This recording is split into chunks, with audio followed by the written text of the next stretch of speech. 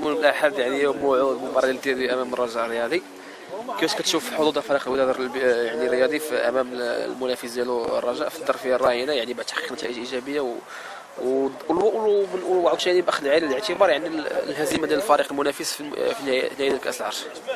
انا بالنسبه لي هي مقابله عاديه، ما غنعظموهاش وما غنصغروهاش، مبالغه بحال المقابلات الاخرى. كما قلت اللاعبين خصنا نخرجوا من الضغط النفسي، ولا سيما اننا عندنا المؤهلات البدنيه والتقنيه باش نقارعوا الفريق الرجاوي، لان الفريق الرجاوي مثلوا بحال تطوان بحال الفتح بحال الفريق اللي لقاو مشاكل مع الوداد. فلما لا تكون هذه فرصه العمر باش نبينوا للناس باننا غادي في الطريق الصحيح.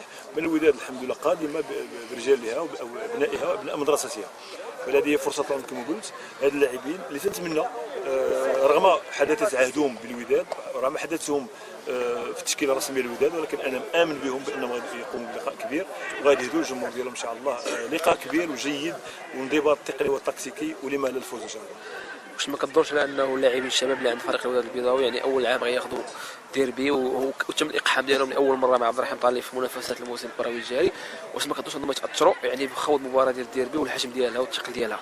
اظن هذا تيبقى استعداد ذهني من عند الطاقم التقني، فاحنا بجنبهم طبعا هذه اسبوع حنا كنتكلموا معهم من الناحيه الذهنيه، كلهم متحمسين، وهذا كنلاحظوا انا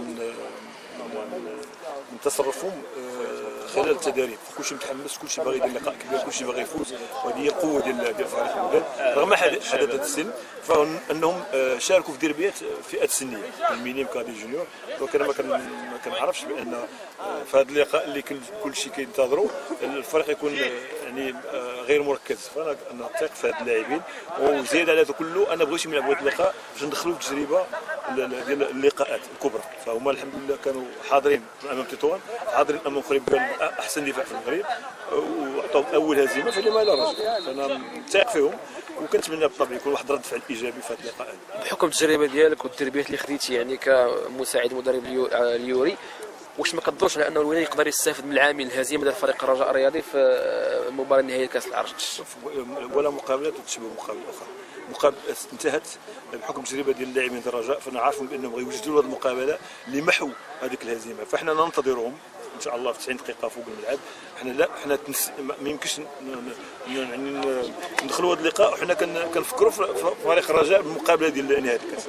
فنهايه الكاس حاجه والبطوله حاجه والدربي حاجه اخرى، فلهذا انا عارف بانهم يركزوا على هذا اللقاء، وحنا غنركزوا على هذا اللقاء، وكنتمنى بالطبع الانتصار يكون الفريق ان شاء الله. يعني الجمهور ديال الوداد غادي يرجع، الوداد غيرجعوا بحكم انه الرجاء هو المستضيف. واش يعني العوده ديال الوناس تقدر تكون يعني بعامل ايجابي او تكون عامل سلبي؟ يعني ممكن بالطبع ايجابي. ممكن تصور انت الوداد هاد الشباب يدخلوا اللقاء ديال الرجاء ويلقاو بان الفريق الجمهور الرجاء اكثر من الوداد، فغادي يتعقدوا لي الشباب الصغار. فانا كنتمنى دائما يكون الجمهور حاضر باش حتى يحسوا بالمسؤوليه. هاد اللاعبين يحسوا بالمسؤوليه بان راه جمهور كبير، راه ماشي الجمهور اللي 5000 6 كتجي، ولكن الجمهور الوداد هو الحقيقي. فهذه بالطبع ان شاء الله غادي يكون دافع معنوي لهاد الشباب هادو اللي غيعطيهم 100% نثق في هذا اللقاء هذا بكل روح قتاليه دفاعا عن القميص الوداد. وشنو بالنسبه لك الجزئيات اللي يمكن تلعب صالح الوداد الرياضي؟ اهم شيء ما نخطئوش، لان تعرف ان شاب صغير يقدر يخطئ في اللقاء، وهذوك التي ديتاي هما اللي كيديروا لا ديفيرونس.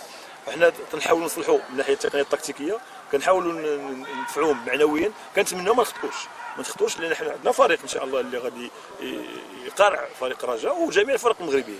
حنا بكل صراحه عندنا فريق كنوجدوه بالطبع للخلاف، ولكن كنحاولوا نلعبوا الادوار الطلائعيه لما لا البطوله. فلهذا نتمنى في هذا اللقاء يكون اقلاع ديال الشباب هذو، لان الفوز يعطينا يعني واحد الحافز اخر باش نلعبوا البطوله برسيده ان شاء الله. شكرا سي خالد. وشكرا لكم.